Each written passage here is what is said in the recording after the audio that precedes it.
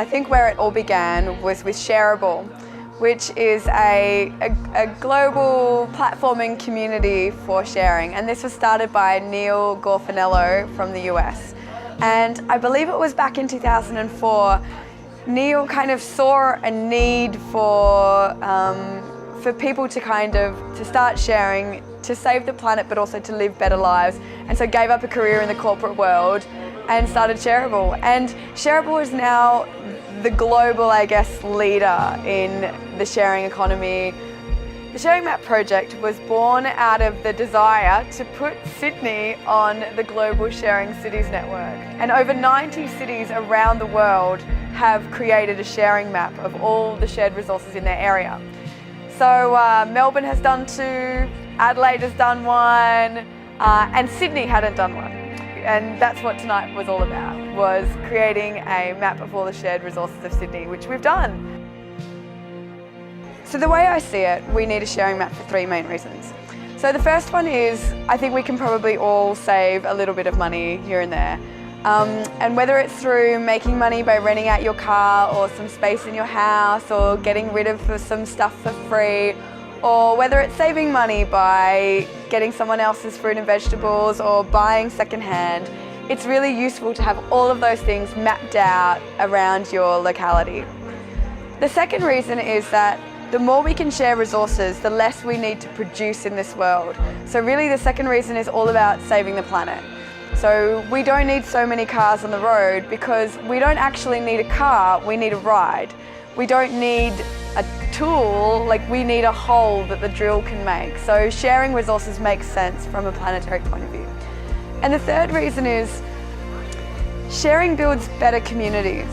So back in 2015, I did an experiment in London where I tried to live off the sharing economy for 1 month. And it was really difficult, but it was also the most amazing experience of my life because I made these amazing connections with people. So today we ran a Mapjam, which is where you get a group of people together who know about or who are interested in sharing resources in a community. How we did it today was to divide them into 6 different groups, which all represented different parts of sharing, so things like transport and food and storage and all sorts of things like that. And we did these rounds of 10 minutes where people came and sat at tables, talked to each other and told the convener about the different sharing resources that they knew. That was the information that we used to input into the map. We also divided into 2 groups to play different versions of the sharing game, which allows people to understand a little bit more about the sharing economy. And then we finished with the final reveal of the map, which shows some of the fantastic resources that we've inputted into the map.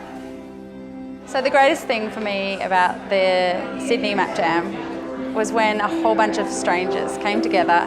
About 20 people came together and worked with me to find out what they could offer and what they needed for their organisation.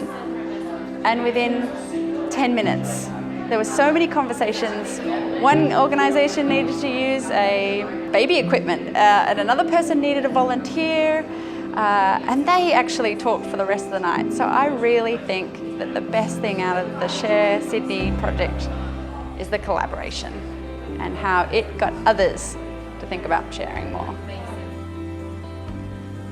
So I set up the website where we're listing all the sharing, swapping, saving and giving activities in Sydney.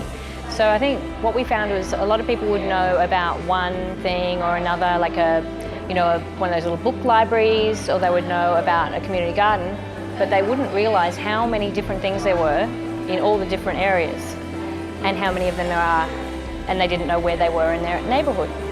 So we've got a map now. They can just log on, have a look at the map. They can go to the section that they're interested in. If they want toys for their kids, they can find toy libraries.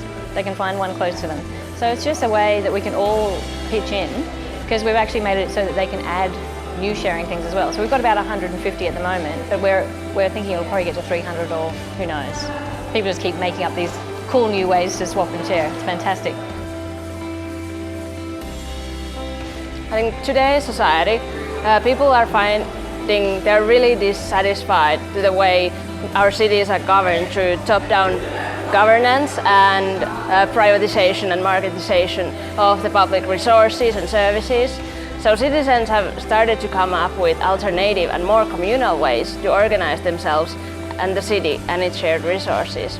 And I feel these emerging sharing practices are one way citizens are actually to develop an alternative for the market economy, and also to provide new ways of people to come together, collaborate, create new shared spaces, new resources in the city.